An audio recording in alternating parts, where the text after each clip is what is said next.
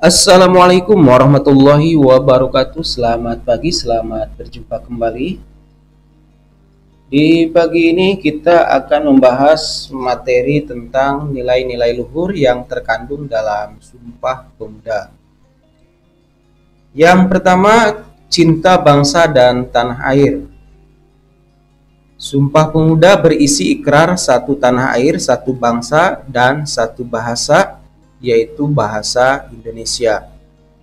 Inilah wujud dari rasa cinta bangsa dan tanah air, atau sering disebut dengan nasionalisme. Nasionalisme ini adalah cinta, paham yang menunjukkan kecintaannya terhadap bangsa dan tanah air, yang dinyatakan para pemuda di tahun 1928.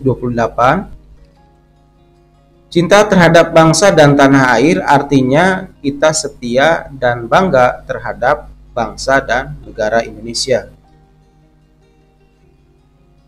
Kedua, persatuan. Sumpah Pemuda dirumuskan dan diikrarkan oleh pemuda dari berbagai daerah, berbeda suku, agama, dan golongan. Perbedaan tidak menjadi penghalang bagi para pemuda untuk bersatu dalam satu wadah, yakni satu bangsa Indonesia. Ikrar ini kemudian dilanjutkan dalam bentuk bersatu padu untuk berjuang melawan penjajah demi mendapatkan kemerdekaan. Para pemuda benar-benar sadar jika berjuang tanpa persatuan tak akan menang dan berhasil. Penjajahan tidak mungkin berakhir jika rasa persatuan tidak tercipta antar pemuda dan pemudi di seluruh tanah air Indonesia. Bersatu kita teguh, bercerai kita runtuh. Itulah gambaran pentingnya persatuan bagi bangsa Indonesia. Jadi semangat para pemuda pada tahun 1928 yaitu semangat persatuan.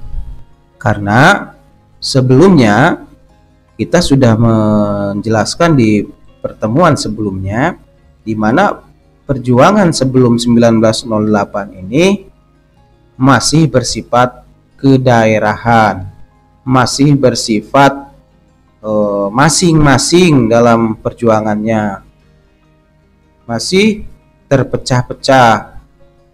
Karena memang sebelumnya perjuangan-perjuangan bangsa Indonesia sering mendapatkan hambatan, diantaranya adalah politik adu domba.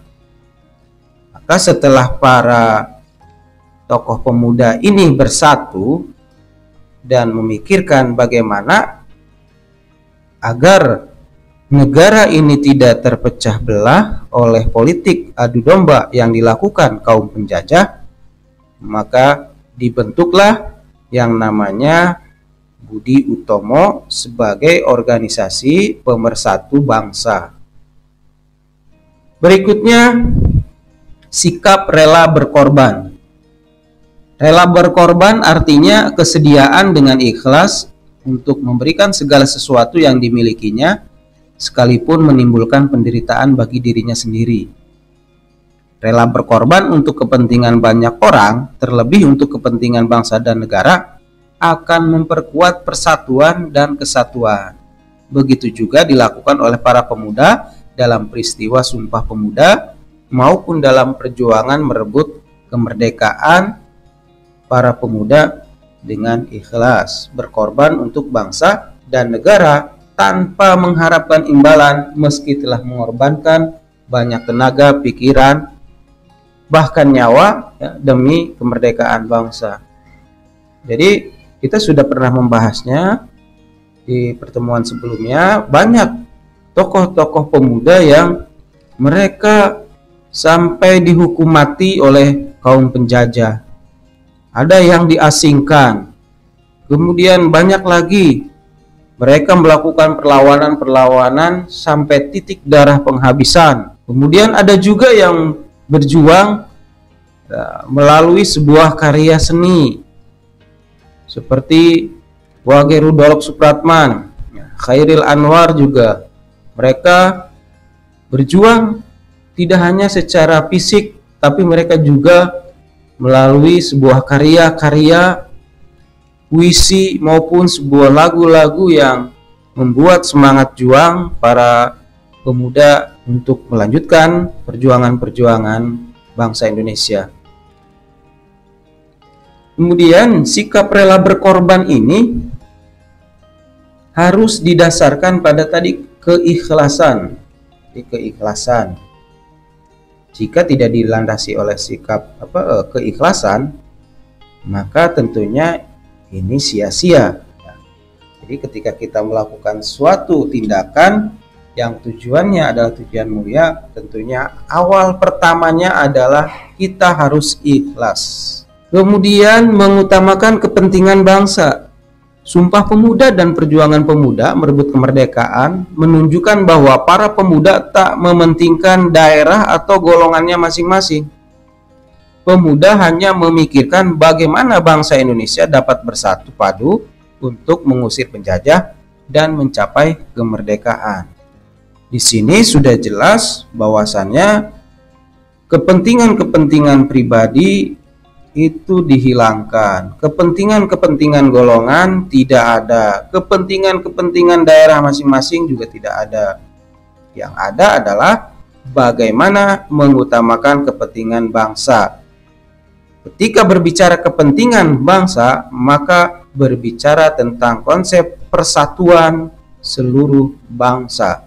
Karena tujuan utamanya adalah kemerdekaan negara Indonesia, kemerdekaan bangsa Indonesia.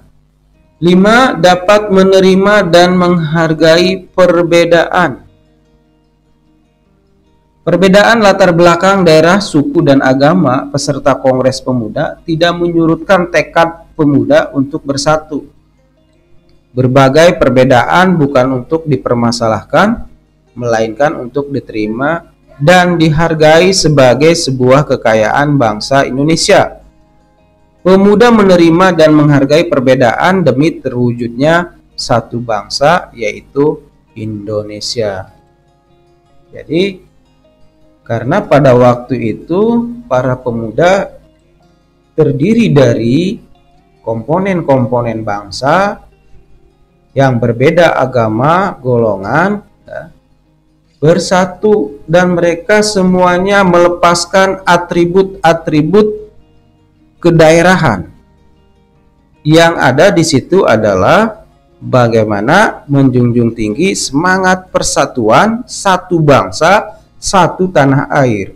Dengan demikian, perjuangan para pemuda. Kemudian 6. Semangat persaudaraan.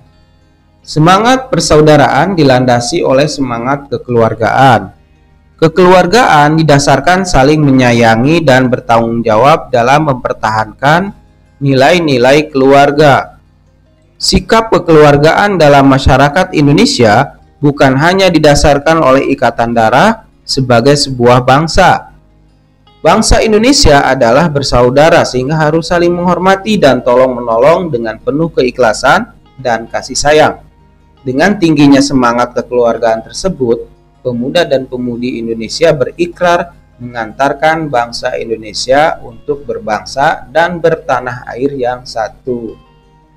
Di sini kita garis bawahi kembali, semuanya sudah menyatakan diri sebagai satu keluarga, yaitu bangsa Indonesia.